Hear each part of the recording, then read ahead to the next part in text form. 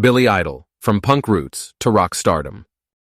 Billy Idol, born William Michael Albert Broad on November 30th, 1955, in Stanmore, Middlesex, England, grew up to become one of the most recognizable figures in rock and punk music.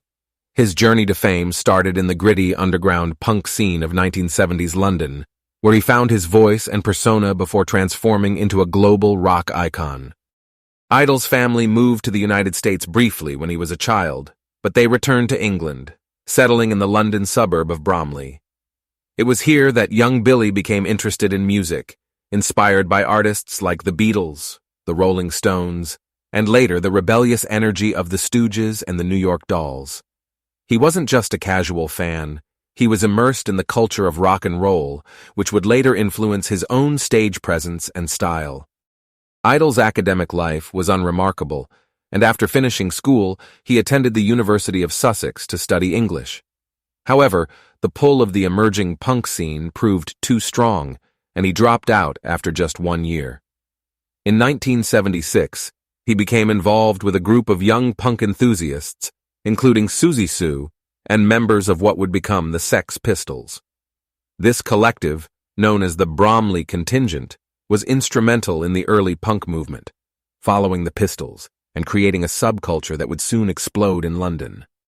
Idol's first foray into performing was with a short-lived band called Chelsea, where he played guitar.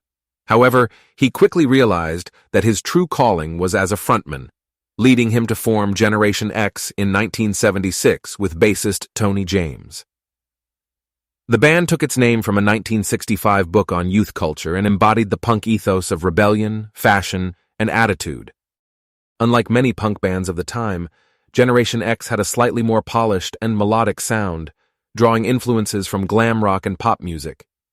Their 1978 self-titled debut album featured tracks like Ready Steady Go and Your Generation, which showcased Idol's sneering vocals and the band's energetic delivery.